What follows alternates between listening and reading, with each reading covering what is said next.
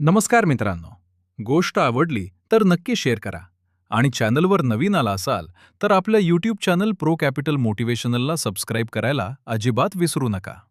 मित्रांनो, आजच्या काळात माणसाच्या मूलभूत गरजांमध्ये रोटी, कपडा आणि मकान यांच्यासोबत अजून एक गोष्ट कायमची जोडली गेलीय, ती म्हणजे इंटरनेट. आज इंटरनेट नसले तर आपलं कामच थांबतं.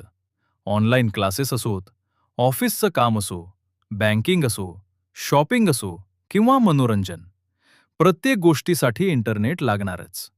थोडा वेळ जरी वायफाय बंद पडलं किंवा मोबाईलचा डेटा संपला तर अनेकांचा जीव अक्षरशः कासावीस होतो.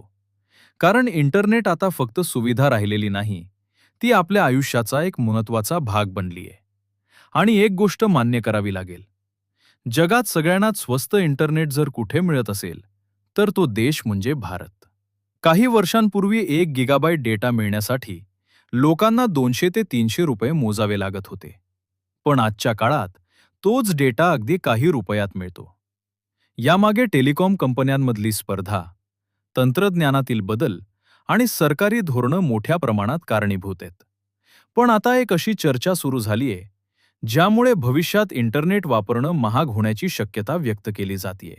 आणि ती चर्चा म्हणजे डेटा टॅक्स किंवा इंटरनेट युसेज टॅक्स. होय, सरकार इंटरनेट डेटाच्या वापरावर स्वतंत्र टॅक्स लावण्याचा विचार करत असल्याची चर्चा सध्या जोरात सुरू आहे.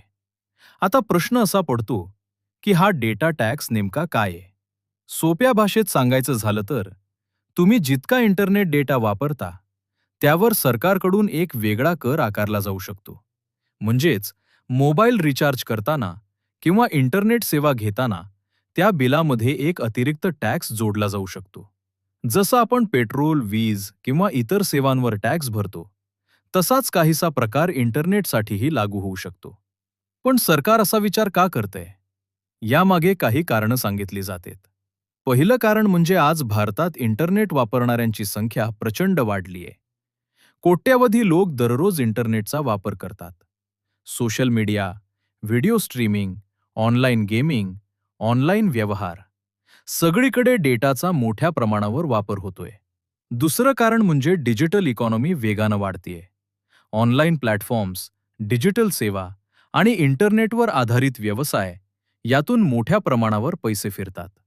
म्हणून सरकारला असं वाटतं की या क्षेत्रातूनही काही प्रमाणात महसूल मिळायला हवा.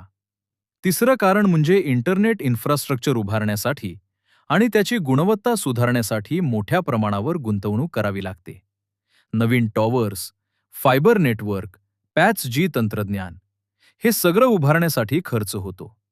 त्यामुळे काही जणांचा असा युक्तिवाद आहे की डेटा टॅक्स लावला तर त्या पैशातून डिजिटल इन्फ्रास्ट्रक्चर अधिक मजबूत करता येईल. पण या कल्पनेवर अनेक तज्ज्ञांनी आणि लोकांनी प्रश्नही उपस्थित केलेत. कारण भारतासारख्या देशात स्वस्त इंटरनेट हे डिजिटल क्रांतीचं मोठं कारण ठरले. गावागावात इंटरनेट पोहोचलं, लोक ऑनलाईन शिक्षण घेऊ लागले, लहान व्यवसाय ऑनलाईन झाले आणि सामान्य माणूसही डिजिटल जगाशी जोडला गेला.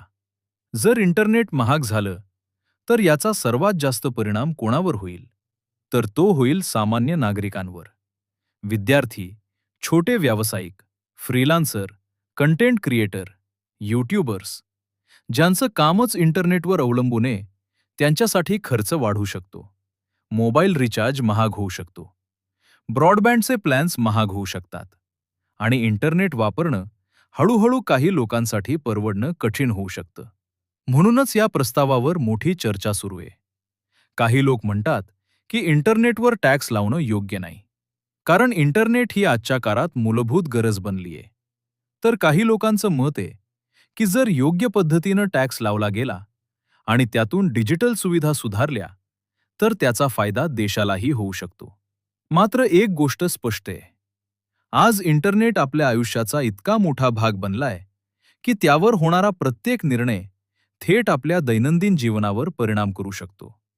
म्हणूनच सरकार पुढे काय निर्णय घेते, डेटा टॅक्स खरोखर लागू होतो की नाही, आणि झाला तर तो कसा असेल, हे पाहणं खूप महत्त्वाचं ठरणार आहे. कारण इंटरनेट आज फक्त माहितीचं साधन नाही, ते शिक्षण, रोजगार आणि संवादाचं सर्वात मोठं माध्यम बनलं आहे. आणि त्यामुळेच हा प्रश्न आता फक्त टॅक्सचा नाही, तर डिजिटल भारताच्या भविष्यासंदर्भातला आहे. मित्रांनो, जर भविष्यात इंटरनेटवर डेटा टॅक्स लागू झाला, तर त्याचा आपल्या खिशावर आणि आपल्या डिजिटल जीवनावर काय परिणाम होईल, हा विचार करायला लावणारा प्रश्न नक्कीच आहे. आता याबद्दल तुमचं मत काय आहे?